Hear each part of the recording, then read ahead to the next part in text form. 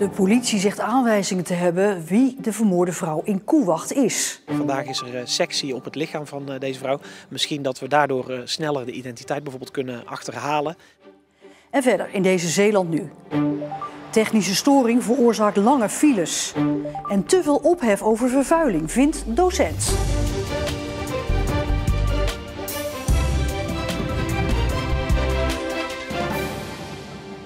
Goedenavond. De politie heeft een vermoeden wie de overleden vrouw is die dinsdagochtend in Koewacht is gevonden. In eerste instantie zou vandaag het signalement van de vrouw vrijgegeven worden, maar daar kwam de politie op terug. Het is nog steeds niet duidelijk wat er precies gebeurd is. We kunnen van haar een signalement vrijgeven, maar de vraag is of dat ons wel of niet helpt in het onderzoek. Op dit moment kiezen wij ervoor om dat nog niet te doen. Dat zou op een later moment nog best wel kunnen. We zouden er zelfs voor kunnen kiezen om uiteindelijk foto's van haar vrij te geven. Maar wij proberen eerst op een andere manier haar identiteit te achterhalen. En daar focust nu het onderzoek zich op.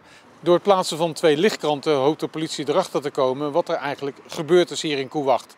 Ze doen een oproep aan getuigen. Daarom doen we een extra oproep de komende week, want die lichtkrant die staat er een week, van passanten die hier voorbij komen en die mogelijk iets gezien hebben wat niet in de haak is. Ze is dinsdag gevonden, maar misschien heeft ze er al een aantal dagen gelegen. Dus vandaar dat we proberen te kijken, de afgelopen week mensen die hier op routine voorbij komen, op weg naar werk of naar familie of whatever, om te kijken, heb je iets vreemds gezien? Het is dus niet bedoeld om de identiteit van de vrouw te achterhalen? Nee, dat is nog een apart traject wat we aan het lopen zijn. Vandaag is er sectie op het lichaam van deze vrouw. Misschien dat we daardoor sneller de identiteit bijvoorbeeld kunnen achterhalen. We gaan bijvoorbeeld ook kijken of dat haar DNA in een databank zit. We gaan natuurlijk kijken naar haar vingerafdrukken. Maar goed, ze is overleden, dan is het met vingerafdrukken bijvoorbeeld allemaal al wat lastiger. Dus dat soort trajecten lopen we ook allemaal uit. Maar die sectie op dat lichaam zou ook kunnen uitwijzen wie zij is. Lange files vandaag op de A58 die al snel meer dan een uur vertraging opleverden voor automobilisten en vrachtwagens. Door een technische storing in de Vlakertunnel was de A58 tussen Schravenpolder en Ierseke in beide richtingen urenlang dicht. Het ging volgens Rijkswaterstaat om een storing aan het beeldsystemen van de tunnel. Vanuit de verkeerscentrale waren de beelden vanuit de Vlakertunnel niet zichtbaar, waardoor de tunnel dicht moet. Ook op de omleidingsroute stonden flinke files. Er was vandaag trouwens ook een storing in de Damtunnel onder de N57 bij Middelburg. Ook daar een technische storing, maar 1 rijstrook bleef daar open. In Kortgene is de politie een woning binnengevallen aan de Willem-Alexanderstraat. Voor zover bekend is daar niks bijzonders gevonden. Eerder op de avond werden mensen in diezelfde straat onwel. Er waren vermoedens over een drugslaboratorium in hetzelfde huizenblok. Waardoor de mensen onwel zijn geworden, dat is nog onduidelijk. Sowieso gooi ik plastic in de container. Flessen. Ja, gewoon zoals het hoort. Ja, deze mensen weten hoe het moet, maar toch kampt Middelburg met een afvalprobleem. Het gaat om de ondergrondse containers voor plastic en metalen verpakkingen. Het blijkt dat Middelburgers er te veel ander afval bij gooien, waardoor het plastic afval nu telkens wordt afgekeurd. Een dure kostenpost voor de gemeente die kan oplopen tot ruim €33.000 per maand. Er wordt nog wel wat goedgekeurd, maar we zien dat het alleen maar slechter wordt. Dus we moeten er echt mee aan de slag. Volgens de gemeente gaat het deels mis door onwetendheid, maar doordat de containers voor plastic gratis zijn, is het vermoeden ook dat sommige mensen bewust hun restafval in deze containers gooien. En door goed communiceren over de regels en meer controles hoopt de gemeente het tij alsnog te kunnen keren. We moeten wat minder overspannen met de PFAS-problematiek omgaan. Dat vindt universitair hoofddocent Jaap Hanekamp van het UCR, het University College Roosevelt. Hanekamp ontkent niet dat de PFAS-chemicaliën giftig zijn, maar roept op tot een meer nuchtere invalshoek.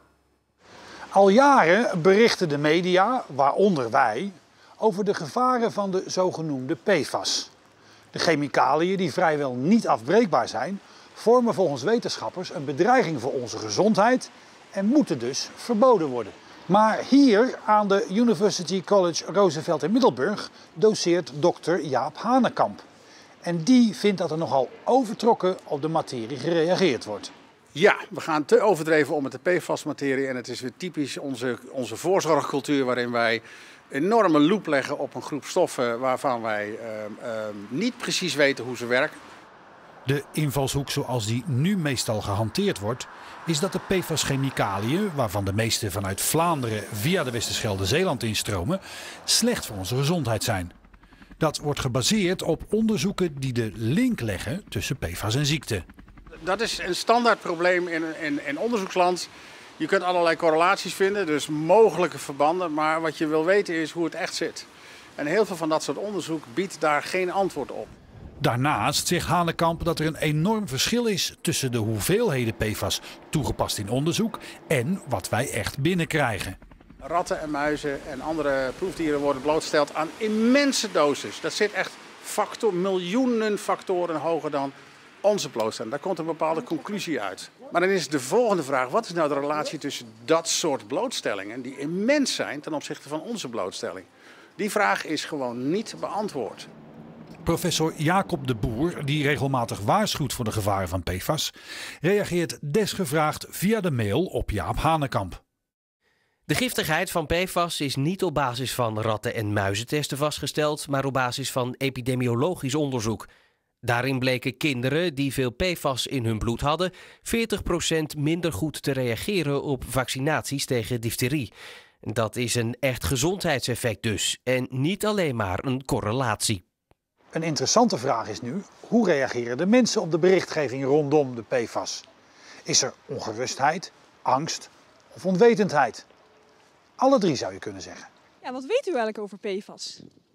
Niet zo heel veel eigenlijk. Ja, dat het slecht is voor het milieu, voor de gezondheid. Nou, sinds vanmorgen weet ik dat ik geen toiletpapier meer door de wc mag spoelen. Omdat er ook hoge concentraties PFAS in zitten. Omdat mensen veel te veel wc-papier gebruiken. Het is, denk ik, kankerverwekkend.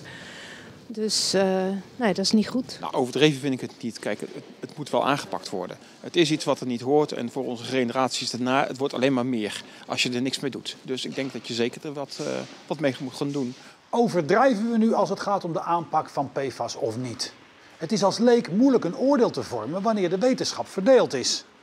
Pas achteraf zal blijken wie er gelijk heeft gehad. In aanloop naar Roze Zaterdag in Goes was er een congres bij hoofdsponsor Dow over diversiteit op de werkvloer. Ik vind dit heel belangrijk, want ja, het gaat natuurlijk niet alleen om het feestje, het gaat om hoe nu verder. En dit congres draagt bij aan de LHBT-werkvloer. Hoe ga je met medewerkers om, hoe ga je met collega's om? De diversiteitsdag was er voor partners van Dow en andere bedrijven. Toen ik begon was mijn MT grijs, oud en mannelijk. En als ik nu kijk is dat toch de helft vrouw en de helft man. Dus in die zin hebben we denk ik echt wel stappen gezet. Al willen wij ook gewoon kijken naar past het, zeg maar. Dus of iemand nou vrouw, man is, kleur, afkomst, dat zou eigenlijk niet uit moeten maken. En dat die bewustwording in de maatschappij er ook is. En dan ga je zeg maar steeds breder van onder. Dat heet de slagschaduw. Het is Kinderkunstweek en daarom gaf decoratieschilder Barre Verkerken vandaag les op basisschool Schuttevaar in Hansweert. Zijn doel is om kinderen te leren hoe leuk het is om met je handen te werken. Ik heb zelf ook kinderen, ik zie dat ze steeds meer op de computer zitten. En zelf heb ik als kind heel veel ambachtelijk werk gedaan. En ik vind het gewoon belangrijk dat kinderen daar een beetje in aanraking mee blijven komen. De kleinsten mochten een zee maken en vanaf groep 5 werd aan een druppel gewerkt. Ik vind het ook leuk om creatief bezig te zijn en te verven en te knutselen. En misschien komen er dus wel professionele schilders uit voort. Ik zou het leuk vinden, maar ik wil iets anders worden, maar ook met tekenen. Wat dan? Binnenhuisarchitect. De Kinderkunstweek duurt nog tot en met zondag. Diergaarde Blijdorp in Rotterdam heeft sinds een aantal maanden een Zeeuwse inwoner. Een zeepaardje dat werd gevonden op het strand in Vlissingen. Dat overwintert nu in de Rotterdamse dierentuin. Mark de Boer van de Rotterdamse dierentuin riep via Omroep Zeeland op om aangespoelde zeepaardjes in een boterhamzakje af te geven bij Blijdorp. Want op het strand en in de branding gaan ze namelijk zeker dood. Een naam heeft hij niet, voldoende voedsel, water en plantjes wel. Dit zeepaardje spoelde in december aan in Vlissingen en werd daarna met spoed naar Blijdorp gebracht, waar hij samen met aangespoelde soortgenoten op krachten kan komen. Ze krijgen hier de tijd om bij te komen, om te groeien en dan gaan ze weer helemaal in goede conditie weer terug naar waar ze horen. Na hun verblijf in Blijdorp worden de zeepaardjes uitgezet in de Oosterschelde. Maar in de Oosterschelde is veel Japans bessenwier. Er zijn allerlei andere dingen onder water waar ze zich goed aan vast kunnen hechten. Daar is wat troebel, daar is vrij veel eten voor ze. Dus dat vinden ze perfect. Kosten nog moeite worden gespaard om de piepkleine beestjes te redden. En dat heeft een reden. Het lijkt erop dat het in Nederland goed gaat met de zeepaardjes, omdat we meer zien. Veel meer dan vroeger. Maar dat komt door de opwarming van de Noordzee. En dat is voor de zeepaardjes gunstig in dit gebied. Maar de plekken waar het al warm is in de wateren waar ze voorkomen, dus zeg maar van Marokko tot aan Spanje, in de Middellandse Zee, daar wordt het wel te warm. En daar gaat het waarschijnlijk slechter met ze. Dus ik denk dat ze gaan daar waarschijnlijk zo hard achteruit, dat dat niet kan compenseren met de vooruitgang hier. Dus ik denk dat ze er uiteindelijk slechter van worden van deze opwarming. Dus eigenlijk is het helemaal niet zo'n goed teken dat wij zo'n schattig zeepaardje op het strand vinden? Nee, het zijn een beetje klimaatvluchtelingen. En daarom is het van belang dat de aangespoelde zeepaardjes gered worden. Gooi ze vooral niet terug in de zee. Die beestjes moeten zich ergens aan kunnen vasthechten. Ja, en als je ze weer terug in de golf gooit, dan komen ze de volgende golf weer op het strand. Dus dat gaat niet werken. En stel, ik loop over het strand en ik vind zo'n zeepaardje. Wat moet ik dan doen? Een plastic zakje meenemen van tevoren al, dat is al fijn. De mensen die met de hond gaan wandelen hebben vaak al een plastic zakje bij zich. Een plastic zakje vullen met koud zeewater. Zeepaardje in het plastic zakje doen. Niet opwarmen, want ze houden helemaal niet van warmte. Te snel warm worden, kunnen ze heel slecht tegen. En dan Ecomare of Blijdorp bellen. Voor deze Vlissinger bleek dat levensreddend. Hij zal over een paar maanden weer terugkeren naar het Zeeuwse water. Het was een verrassende mix vandaag van regenbuien en zonnige opklaringen. De temperatuur was zacht, 12 tot 15 graden. Maar ja, die zonnige periodes die zijn van korte duur, want vanavond en vannacht trekt er een actieve buienzone over onze provincie met kans op zwaardere windstoten. Morgen klaart het iets op, maar het blijft de komende dagen onbestendig. En lees op onze website alles over een masterplan voor Oostburg. Zorgorganisaties, scholen en ook het gemeentehuis zouden moeten verhuizen en krijgen dan een nieuw pand, volgens dat masterplan. Totale kosten zouden neerkomen op meer dan 60 miljoen euro. En tot zover deze Zeeland Nu. Nog een hele fijne donderdagavond en graag tot morgen.